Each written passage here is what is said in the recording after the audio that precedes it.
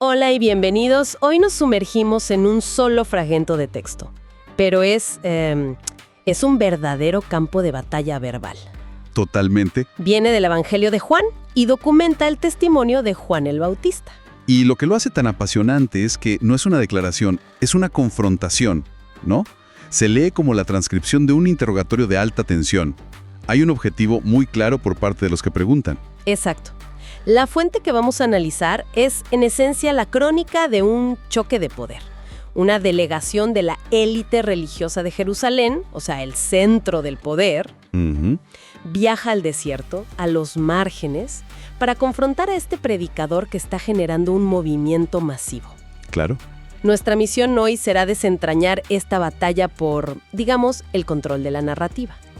Las autoridades intentan poner a Juan en una caja, asignarle una etiqueta que puedan entender y controlar. Y vamos a ver cómo él evade cada trampa, ¿no? Y en su lugar crea una categoría completamente nueva para sí mismo. Bien, para empezar a desempacar esto, imaginemos la escena. El texto dice que los judíos enviaron desde Jerusalén sacerdotes y levitas. Ojo, eso no es una visita amistosa. Para nada. Es una delegación oficial, con un mandato. Y es clave entender el ambiente de la época. Judea es un polvorín bajo ocupación romana. Sí. Cualquier líder carismático que reúne multitudes es inmediatamente una amenaza, tanto para los romanos como para las autoridades locales que colaboran con ellos. Precisamente. El templo de Jerusalén, representado por estos sacerdotes y levitas, tiene un equilibrio de poder muy delicado con Roma. Lo último que necesitan es un profeta rebelde en el desierto incitando al pueblo. Claro. Así que cuando llegan y le lanzan esa primera pregunta, tan simple y a la vez tan cargada, ¿tú quién eres? No es una pregunta existencial. No, es una acusación. Es una acusación. Es el equivalente a decir, preséntanos tus credenciales. ¿Bajo qué autoridad operas? ¿Eres una amenaza para nuestro status quo? Y la respuesta de Juan me parece una estrategia brillante y desconcertante. Porque si te están interrogando, lo lógico sería afirmar una identidad, ¿no? Defenderte. Claro. Pero él hace todo lo contrario. Empieza con una serie de negaciones. Un momento. Eso que mencionas es clave. Suena contraproducente, ¿verdad? Si te piden que te identifiques, ¿por qué empezar diciendo todo lo que no eres? Exacto. Parece una estrategia muy poco eficiente. ¿Qué gana con eso? Ahí está el genio táctico de Juan. Al negarse a aceptar las etiquetas que le ofrecen, él está desmantelando el interrogatorio desde el principio. Ellos vienen con un formulario con casillas predefinidas.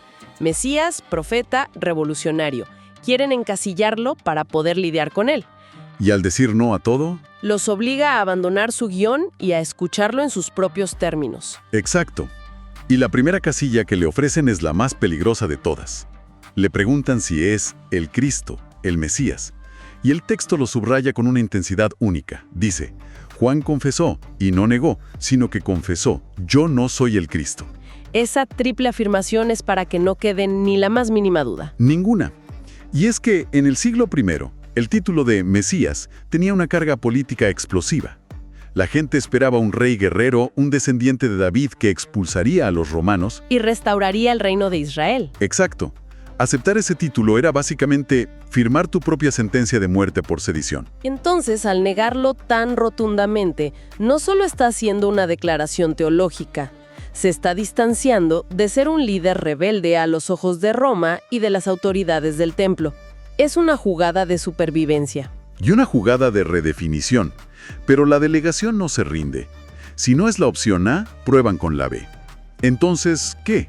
¿Eres Elías? Y de nuevo, esta no es una pregunta casual. Para nada. La profecía de Malaquías decía que Elías, el profeta que fue llevado al cielo sin morir, regresaría para preparar el camino del Señor. Pero Elías no era una figura dócil, ¿eh? No, para nada. Era un disruptor, un hombre salvaje que confrontó directamente al corrupto rey Acab y a la reina Jezabel.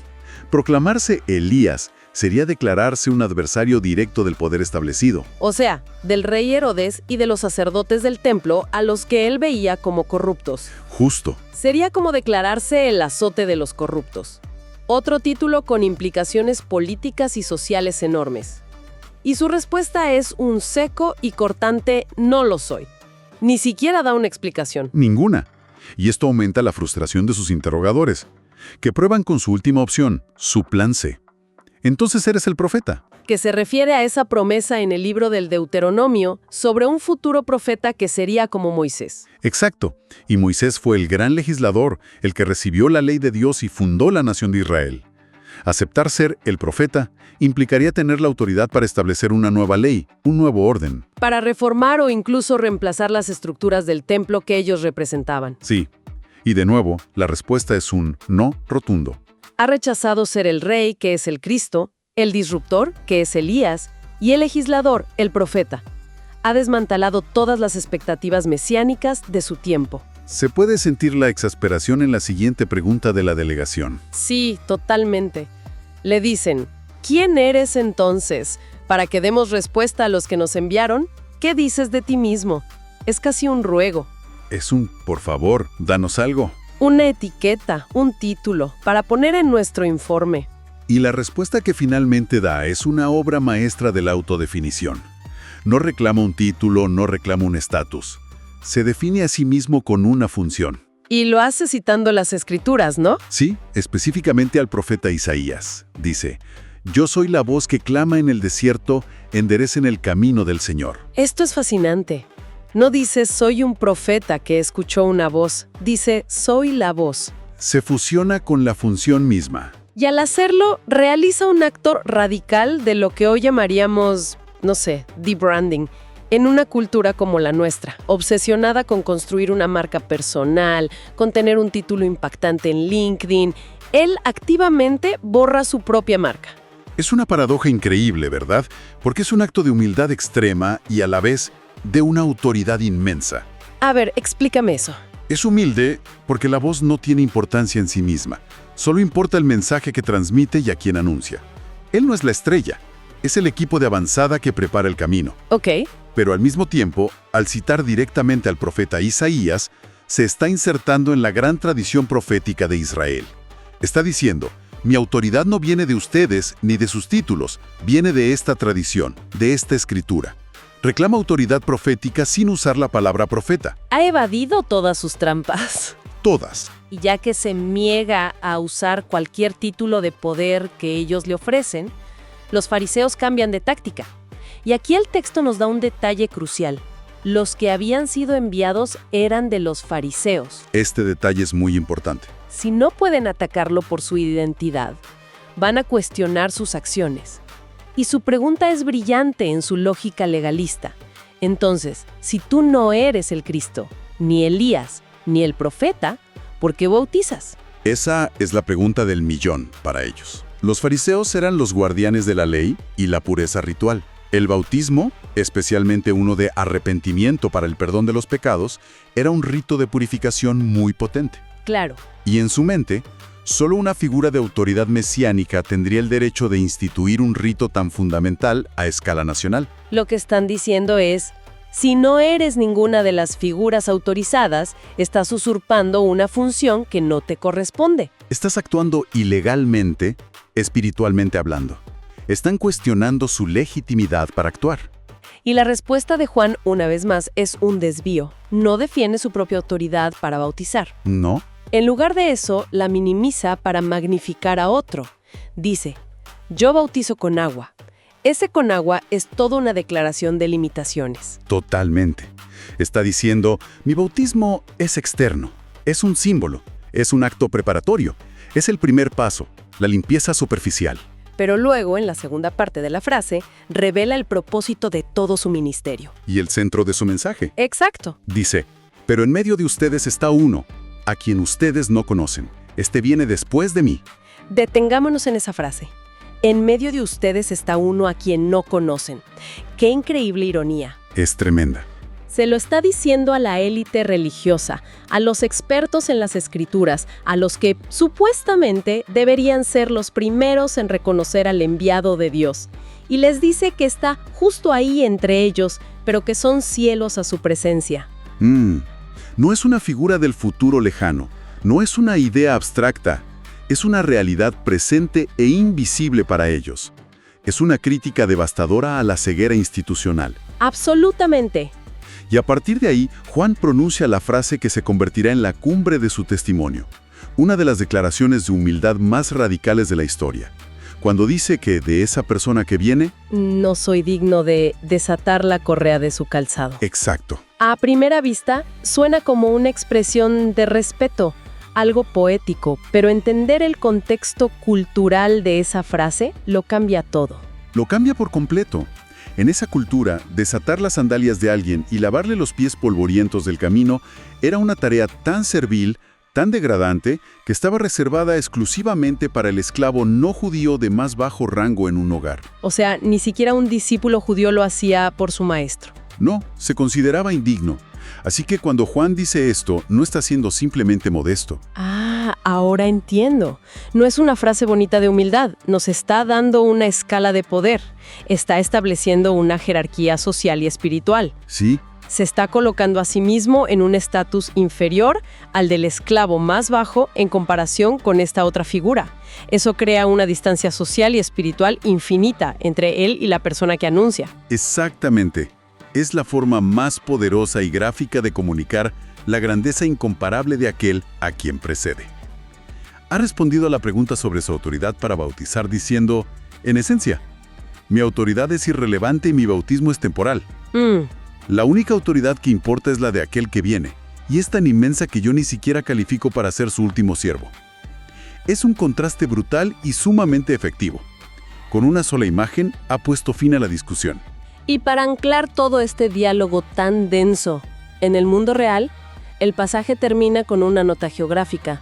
Estas cosas sucedieron en Betábara, al otro lado del Jordán, donde Juan estaba bautizando. ¿No es una leyenda atemporal? No, el autor nos dice, esto pasó aquí, en este lugar. Y ese lugar es muy significativo. Al otro lado del Jordán, sitúa a Juan fuera de la tierra de Judea propiamente dicha, en los márgenes geográficos y políticos. Está operando fuera de la jurisdicción directa del Sanedrín de Jerusalén. Correcto. Pero además, esa zona al este del Jordán es, simbólicamente, el lugar por donde Josué y los israelitas cruzaron para entrar por primera vez en la tierra prometida. Ah, claro. Al situar a Juan allí, el autor nos sugiere que Juan está iniciando una especie de nuevo éxodo, un nuevo comienzo para el pueblo de Dios, empezando, como tantas veces en la historia, desde el desierto, desde los márgenes. Exacto. Entonces, ¿qué significa todo esto cuando lo juntamos? Este breve pasaje es una lección magistral sobre cómo la identidad puede definirse no por el poder que se acumula, sino por el propósito al que se sirve. Sí. Juan el Bautista gana esta batalla narrativa al negarse a jugar el juego de sus interrogadores. Rechaza todos los papeles de poder que le ofrecen para asumir el de un simple precursor. Su grandeza no radica en atraer la atención hacia sí mismo, sino en su asombrosa capacidad para desviarla eficazmente hacia la figura que él considera central. Es un modelo de identidad que no se basa en el ego, sino en la misión. Es una idea profundamente contracultural, ¿no? Especialmente hoy, en una época que nos presiona para ser el centro de nuestra propia historia. La idea de que tu máxima realización sea hacerte a un lado para que otro ocupe el escenario es casi subversiva. Es una idea que da para reflexionar. Y me lleva de vuelta a esa frase que dijiste que era una crítica devastadora. En medio de ustedes está un no, a quien ustedes no conocen. Y creo que esa es la pregunta final que este texto nos deja flotando, una que trasciende completamente su contexto histórico.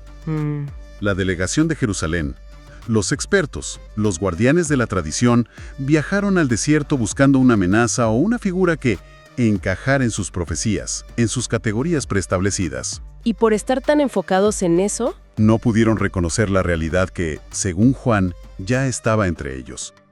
Esto nos obliga a preguntarnos, ¿qué realidades importantes, qué verdades transformadoras podrían estar justo frente a nosotros, en nuestras vidas, en nuestra sociedad, que no vemos porque no se parecen a lo que esperamos? ¿qué podríamos estar pasando por alto? Exacto.